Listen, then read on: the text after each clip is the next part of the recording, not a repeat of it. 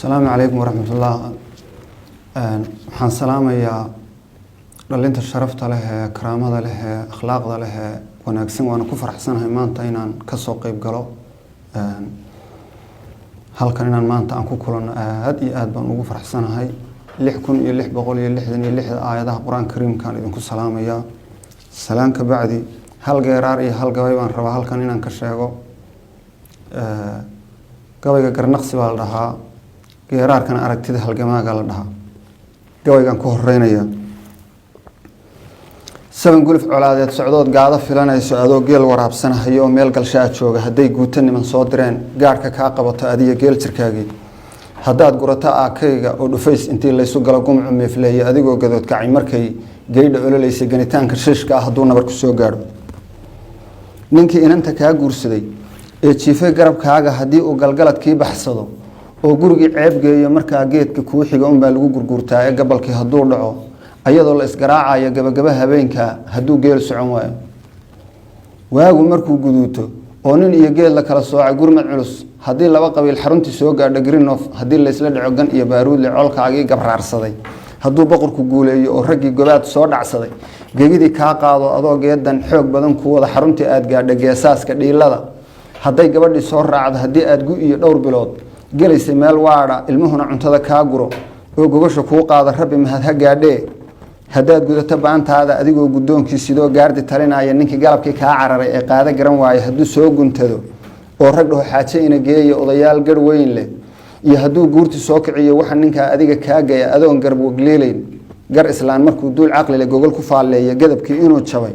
markay goobta ka cadaato warqadeedu waa ku gudoontima garaaray مثال كلام سو gudbinay saad u garataan meel intii garweyn lagu daldalay gooni lagu boobay inkastoo qabiil soo gurmaday 10 bilood guulo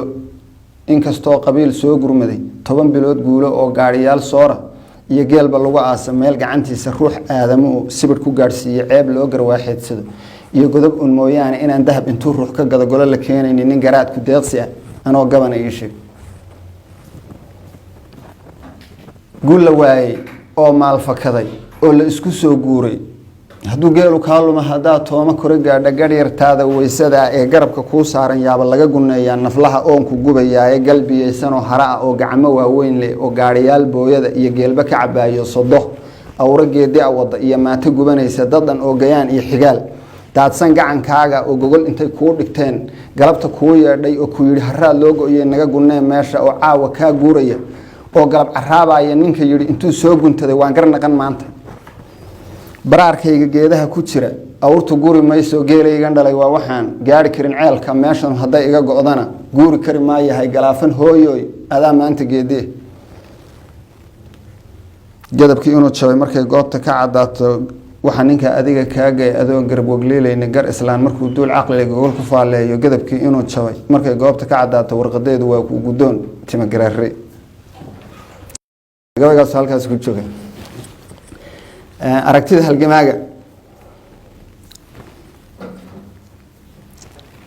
halgamaaga jowxow waa hore rag baa yiri habar dugaag urmoog iyo rag dareemo hoose leh geerida hortood baa malakumood haleela waana hadal xaqiiqa waa kale rag baa yiri halku geel ka soo dido hore looma marin karo waana hadal xaqiiqa cadowga halaaqay ee madaxweyne cabdi maxamuud hogaankii intay heega galiyeen kilalka habaarane hoolaalka bare ee giiryaala habad iyo haadka roor ku tababaray halgamaaga jowxow halis baan ka filayaa halis sidii heegan oo kale Sheekh Ibrahim hawshii ku haleeshay doolle hadkii la isu jilib dhigay ee hol calaysbaday ee aan hananay guushi ma halmaami karayay halgamaaga jowxow madaxdeenan hodanka haybadii asluubta leh ee wada hormuudka hadii lagu habaabo axad qura la haadsado hadafkeena waad garan adduunyada habheeb iyo halis iyo dhibaataan hawsha qaran u marayna aakhirana halkaad garan helihii firdowsa iyo xawra laciin hanaan badan iyaynu wada helayna hogaankii on elefo mar hadaad tidhaahdeen howlgalkeena maanta aqalin baa hormuudka hayahe waanu yeeliyo waan hogaansamaynaa hadday doorashada tahay afti lama huraanay ummadanu higsanaysaa hadday doorashada tahay halku galay codkaygii anoon lay hujuumayn haddaan helo garsoor sugan qofna uma hanjabayne waan hogaansamaynaa balse hadalka qaarkii inta horarka shiinuhu hantiboobka igu yahay halka ceelka laga qodo soo hubi markaan dhaho humbanidan Itoobiya kantaroolada hore igu howlgareeyaan gumaysi baa ay haystay heshiisyada la wada galay habka ay u fulayaan hogaankii on elef oo hubseen aan u baahnahay jeero horima jowxa halka ceelka laga qodo aan waardiga la howlgalo oon hantigayga maamulo hogaankii on elef oo heshiisyada la wada galay habka ay u fulayaan hubseen aan u baahnahay hadalse waxaad ku daysaa haddaan ahay nafti hure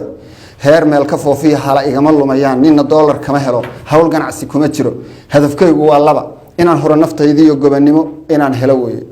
Assalaamu calaykum waraxmatullaahi wabarakaatuh.